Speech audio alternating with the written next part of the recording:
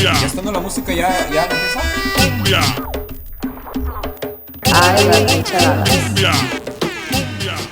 Which camera are we supposed to look at? That one or that one? Any of them, man. Any of them. What's up, man?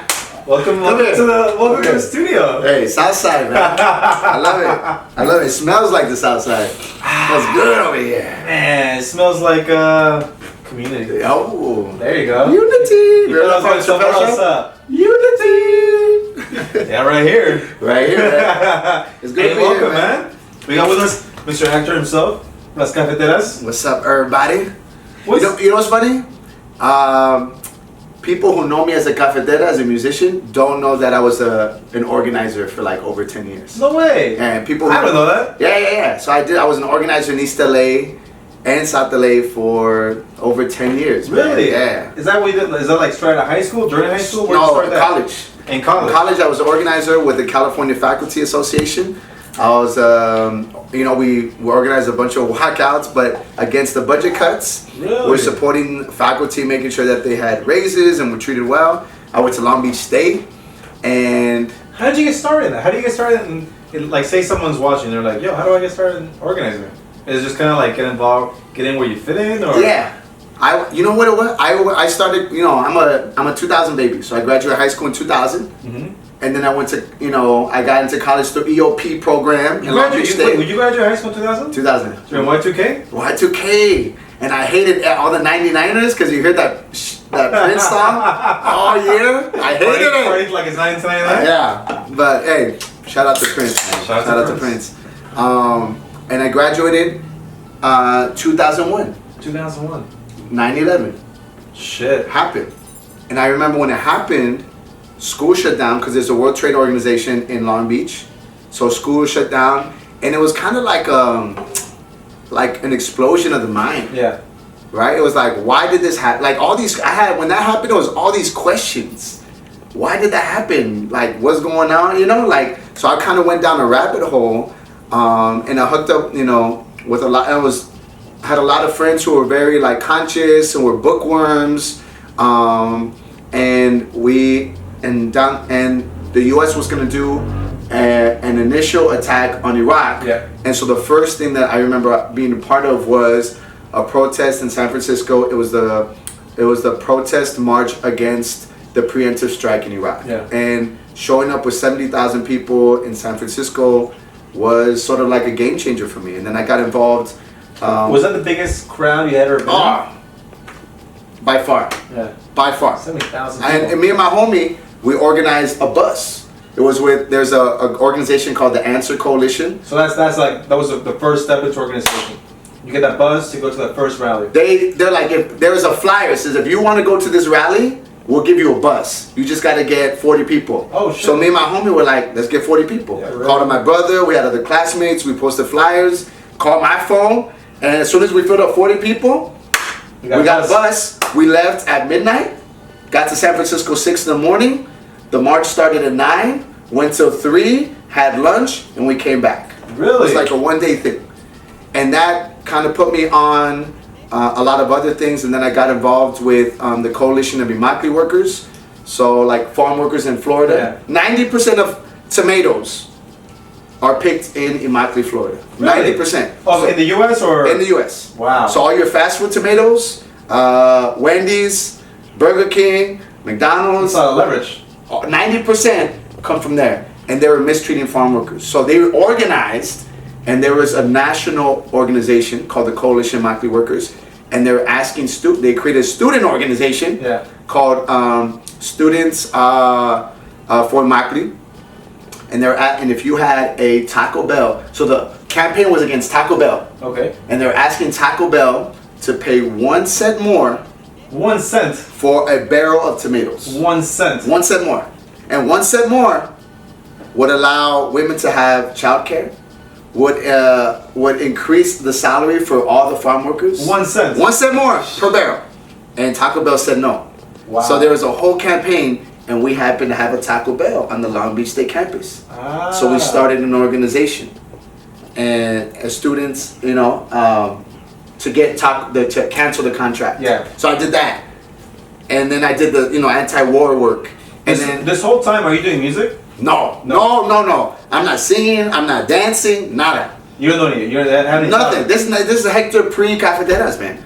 And then teachers saw me organize and say, hey, you know, if you want to get paid to do this, to like organize students, I have a job with the faculty association. Yeah. Well, cheers. Well, first of all, Boom. Cheers to that work, man. So let me get out of this. No. I want to keep going. Oh, that's I'm sweet. just trying to drink it. I like it. You're having it with ginger beer. Ginger root is good for the youth. So I'm doing that.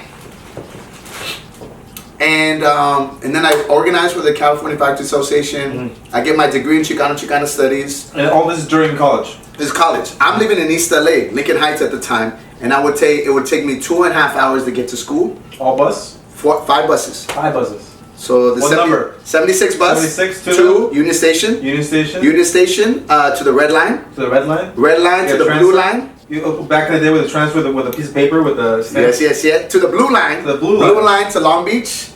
Get off that. You catch the Long Beach bus, and the Long Beach bus to. 3 hours? 2.5. 2.5. Almost 2.5 3 hours. Pretty much 3 hours. And I would do a lot of studying, a lot of reading, but 2.5 hours to school, 2.5 hours back. And that was my college life. That was it. I would get to school, work all day as an organizer, come back. I graduated in 05. I didn't know what I was going to do. Like, I had a Chicano Studies degree. What the hell do you do with that? Well, I do not know. There's a lot of people watching. Cheers to Chicano Studies kids who get a degree but don't know what to do. But you got a degree because you believe in the mission. Yes. And it taught me about my history and my culture. You know, I knew, like, you think about going to school, I knew more about Greek mythology, I knew more about European history, I knew about other parts of the world, but not You're Latin America. Yeah. You know? Living in LA. Living in LA. Not about, you know, Mexico. Not about, you know, nothing about me, who I'm on my dad's side, Yaqui Pima. My mom's side, she's from Morelia, Michoacan. I don't even know. Maybe I'm Pura Pecha. But, like, not even that. Yeah. So Chicano Studies really helped me identify and give language to sort of the situation that I was living in. And it was dope. It was beautiful. I got mad love for it. And then I graduate and I start, my first job is in South LA, SCOPE, Strategic Concepts and Organizing and Policy Education. Boom. SCOPE, baby. And we do dope work in South LA and in North Hollywood, organizing gentrified black and brown communities. Are they still around? Still around, still kicking ass. And then, but I lived in East LA. Okay. And there's an organization in East LA called Inner City Struggle that was organizing young people. And I was volunteering with them already because I live in East LA, so I was a volunteer. And there's a job opening for a youth organizer because they want to open up a chapter in Lincoln High School. I live in Lincoln Heights. My brother and sister go to Lincoln High School. I say, imagine, and I get a job working in Lincoln Heights at Lincoln High School with this organization, Inner City Struggle. And that, you know, I ended up doing beautiful work. That organization fought for new high schools in East LA, fought for more A through G classes. We got cops to stop giving truancy tickets and pulling kids over. Like, just, we did dope work, man. And my job specifically was to do political and cultural education with young people and to make sure they had the tools and resources to launch a campaign to better the conditions in the high school. That's what I did for 8 years. So now that's 8 years out from college. Now, how old are you at this point? Woo! Okay. So while doing that in 2006, I'm with ICS. Yeah. There, 2005, there's a movement to save the largest urban farm in the United States, and it was called the South Central Farm, and it was right here on 41st and Long Beach. And it was land given to the community after the uprising, what people know as the LA riots. People converted into a community farm. So you had 120 families growing their own plantas, yerbas, all kinds of stuff. The best quesadillas in LA. I don't even know what this. I live here. Bro, there's a dope documentary called The Garden. It almost won. We'll link it down. It almost won an Oscar for best documentary that year, for when it came out. But like all LA activists were really involved in that. So if you were doing immigration work, environmental justice work. So it was like a hub. It was a hub. It was like, yo, this thing is happening. Everybody was there. There was a fundraiser going on because we had to raise $1 million. Seems like a movie. Yes, we had to raise $1 million. So they're like, let's have a fundraiser. Who can make it? And who comes? Zach de la Rocha. Really? Zach de la Rocha shows up with this group that playing this kind of music that I never heard of. Yeah. It's called Son Jarocho. And I see... Was that your first introduction to Jarocho music? That's my introduction, bro. Wow. So I see these folks playing this style of music that I had no idea what it was, and Zach de la Rocha is rapping over it. Blew my mind, bro. I said, I don't know what that is, but I want that. I want to do that. I want to do that. So then I and at this point, you still had no formal music. No singing, no dancing, nothing. Yeah, you own a guitar? I did not own a guitar, man. You barely own. Man, I barely own child. That's all you need in life, though. Yeah, but no, you're a dancer. You need dancing shoes. Man, you don't need nothing, bro. Back in the day, people were dancing with nothing, and that was the beauty. That was this music. This music is a 400-year-old Afro-Mexican style of music, you know. And if you learn, it's almost like Son Jarocho for me was like punk music. Okay. You learn 2 chords. Let's start a band. Let's start a band. You know, it's like you learn 2 chords. You can sing 20 songs. You learn a 3rd chord, 20 other traditional songs. And then I'm starting to like, you know, then we get with a group of people, you know, who are part of the farm movement. And we start having classes at the Eastside Cafe. To learn play. To learn to play. So we had classes every Saturday. What was the first thing you learned how to play? The first song I learned how to play, I think, was Guacamaya. Guacamaya. La Guacamaya. And you were just like, what were you? Huela, Guacamaya. You know? How did you, quick side, how did you develop your voice? Son Jarocho, they have these things. Well, in Son Jarocho tradition, celebration, they have fandangos. Fandangos are really just a party. So if you come in, we had in Oaxaca. Yeah, fandangos, right? So people play, people dance, and in Son Jarocho, there's call and response. So the songs. So if I yell out a verse, someone's gonna respond. We get the same thing in Oaxaca too, right? Pinotepa and stuff like that. Exactly. Yeah. Oaxaca, Guerrero, Veracruz, very similar in terms of like the traditions, right? Because Son Jarocho is made up of elements, stringed instruments, dancing, poetry, call and response. You know, all those elements.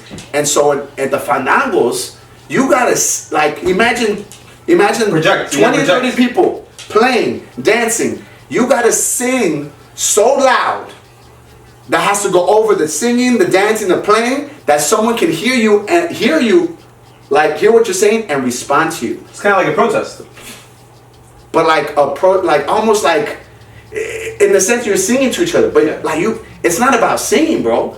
It's about getting your spirit out. Yeah. So me learning this style, like I never sang before. And so when I was learning, you know, my teacher was like, I want you to sing. I said, I don't sing.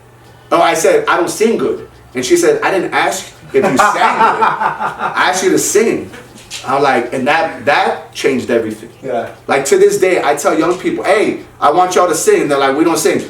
Good. I didn't ask you. I didn't ask you. Everybody here is a singer. Who told you you're not? Yeah. Who told you you're not a singer? It's like dancers. Like, I can't dance. Everybody dances. You know how you get a dancer's body? How? You have a body? You dance. Right? It's like, that's it. Like, there's no crazy formula. But we have an idea that only singers are on American Idol. Like, American Idol is what a singer is. It's like, no, bro. Like, anybody is a singer, anybody is a dancer. And if someone don't like your singing, well, that's their band. Yeah. It's like people say, I only sing in the shower. Oh, well, you got it. So, anyways, fast forward. And No, but so you didn't fully. How did you develop that voice? Because you have a very unique singing voice. Yeah. Right? Like, I remember the first time I heard you, and then I heard you before I met you. Yeah. And I heard you, and you very much stand out. And I met you, I didn't even know that was you. Right? Because I spoke to you in person, we met, and then, like, we had a few meetings, and then, like, when I finally saw you guys in live, I saw that was you singing, and I was like, wait a minute, that's him? Yeah. You know what? How many times did you get that response? All the time. People don't believe it's me. Yeah. And because when I never sing, I don't have like a singing voice. And then when I learned how to sing, it was like projection. But is that like a person told you like anybody can sing? I didn't tell you to, I didn't ask you. Was that the first thing that came out of your mouth, or was it? Yeah. Did you develop it? Did you? No, that's kind of like when I project. Like that's kind of like how it goes, you know. Que te vaya bien, que te vaya. You know, like You know, like That was the first thing that came to your mind. It was that's what comes out when I project like loud. Yeah, I was like, all right, wela guacamaya. You know, I was like, that's kind of what came out. So I just and everybody was learning. Everybody was learning how to sing.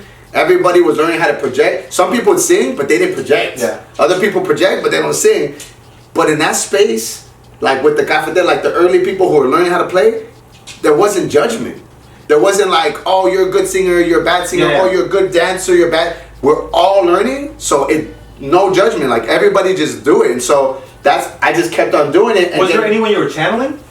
No, bro. It was just. That's what came out, and still this day is kind of what comes out. There's one time we were in Chicago, Yeah.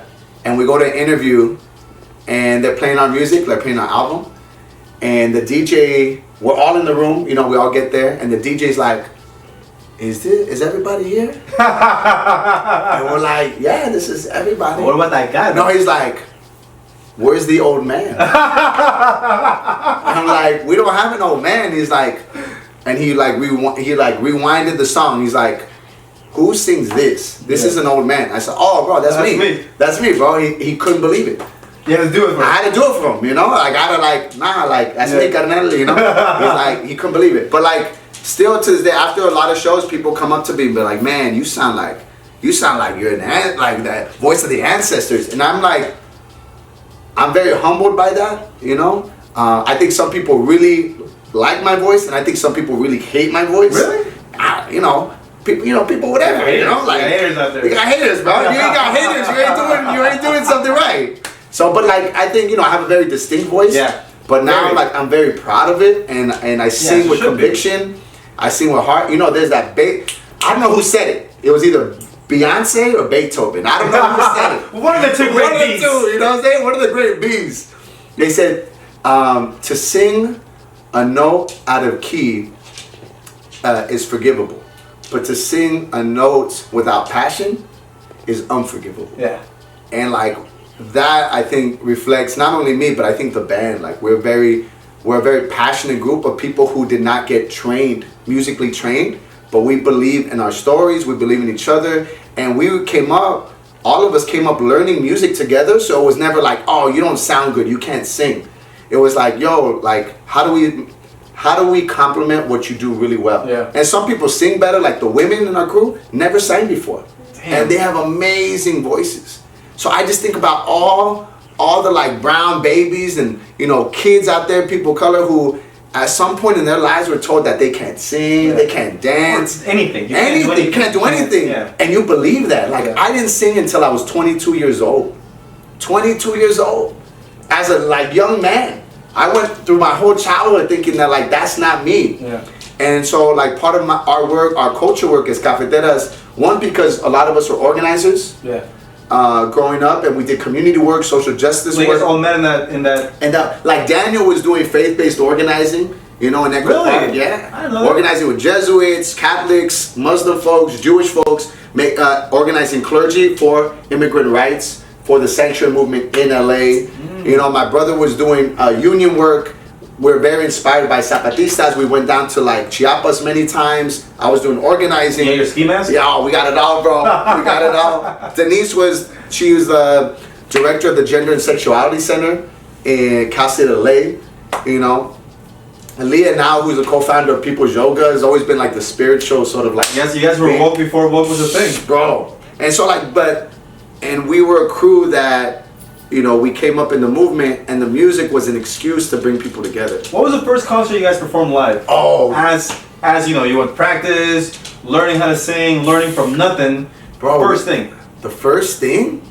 With people listening, with like more... outside of just friends, right? We would do like, because we would learn at the Eastside Cafe, so we would always do little things like in front of the cafe. We just play in front. Wow, so it was you learned to be in front of people while learning how to sing. Yeah, because it was like, we would play marches, protests, coffee shops, and then we started playing more, so that people started asking us to play here. What was the first time you got paid to play? Paid to play? When was the first time Cafeteras got booked? And you guys were like, yo, we can get paid for this.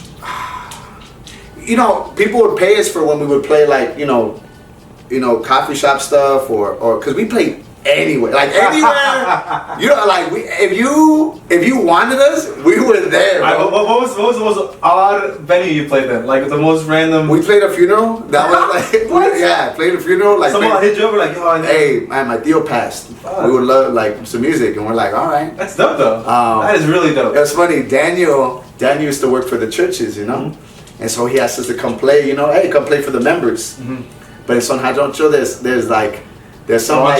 some like you know, because back in the day, how do you flirt? Bro, every Oaxacan like in like Pinotepa, they're all about sex. All about sex. So there's a song called La Guanábana, and it's about the fruit. Yeah. It's about this beautiful fruit that you Juicy, that you beautiful eat and suck on all night. Right? Like, and it's this beautiful song. Like if you didn't know that, like you can play it with kids and they'll be like, ah, you know. But like it's a super sensual song, and a lot of us, like when we were younger, right? And we're all like political kids, you know. We all wanted to learn like the political songs and all like the sexual songs. You know, we want to learn these things. And I remember going to Daniel's church, and we're gonna play for the members. He's like, "All right, everybody, like I know everybody wants to play one album now, but we can't play it here, man." You know, that was like I don't know, like 15 years ago or something. It was hilarious because we're like, "Hey, let's play it anyway," you know. So you're playing funerals, playing everything, and churches, everything, and everything. You know, coffee shops, everything, bro, everything. Turn back the clock, forward the clock. What was it? How long ago now? A month? 3 weeks? You guys played the Hollywood Bowl. Yeah. Man. Yeah. The Hollywood Bowl, man. I think, you know, I never even went to the bowl until like I was 30. Really? Nah, I lied. I went to one show. I went to the Lila Downs, Michael Franti and Ozomali show like 10 years ago. Which I'm 37, so I was like 27. Yeah. You know, so I went to that show. I remember. And we were in the bag, bro. I think $10 seats. $10 seats. In the bag. And we had a great time. I mean, the bowl, I love the bowl. It was always a great time. And to go and to be able to play the bowl. 2 nights. That's we played insane. 2 nighs. That's insane. Opening up for the Gypsy Kings. I went to the show. And you guys... You went to night 1 or night 2? Friday or Saturday? I forget. Which one? They're both good, bro. I must have gone on Friday. Yeah. I must have gone on Friday because I don't usually go out Saturdays. I must have gone on Friday. I went out and actually I had an amazing time. I was ready to leave after you guys played. That's right, bro. I was like, yo, hey, we gotta go every it's over. You know, you guys played, and I was like, man, like that's it, right? Yeah. It was amazing. You guys killed it, and you guys were having so much fun, and I just couldn't imagine what it must have been like from your shoes. So that's why I invited you over today to kind of ask you, what was it like to go from that to play at the Hollywood Bowl? How many people fit the bowl? I think it was like 15,000. 15,000. It's like 3,000, right? I mean, yeah, night 1 they had 11,000. Night 2 they had 13,000. I mean, it's not crazy number difference in the first ever protest you went to for the, in San Francisco. It was like the biggest number of people you've ever been to. All of a sudden you're playing for the same amount of people, and all that attention is on you. Yeah. So how does that? What's that dynamic like? And I think I've already asked. We've already talked about it in person, right? Like, and you told me where it's kind of like you're out there, and you told me you don't see the people. Yeah. But you still feel the people. Yeah. You must, right? That's the difference. You don't. I had glasses on. Yeah. I couldn't really see folks. There's like kind of blinding light, and that's also a cliche, right? Like I hear that there's like movies named that, the blinding lights, or I mean that Kanye song blind, and like, but to experience it, to be, there's only I've never ridden a bull. I've never like rode a bull, but I experienced like my experience is like when you have to be in the moment to perform at your maximum potential. So you have to zone. You have to zone everything out. And I would imagine if anybody like if you're a pitcher, like a pitcher, you have everybody watching you. Ninth inning. Right, ninth inning, bottom of the ninth. You know what I'm saying? You're up by 1 and it's bases loaded, 2 outs. You're down by 1. Or you have to zone in. You have to X everything out so that you can be so clear about your purpose at that particular time. And you don't always have moments like that in your life. Yeah. And I feel like this was a moment for us to like totally zone in. And so as excited as we were about the venue, it was like, I'm here to do a job with my team. We're a team. And so I had to be zoned in. Is it kind of like I can't let it get to me, or else it'll get to me? Yeah. Like I've seen people. I've gone to the bowl now a bunch of times. Yeah. You know, and at the bowl, I've seen the bowl swallow artists. Really? You see, like people stand and they don't move, and they just like, and they're amazing artists, but they can't move. Yeah. They can't perform, and all they can do is move their mouths and sing. But like the bowl is so big that it will tame you if you don't tame the bowl.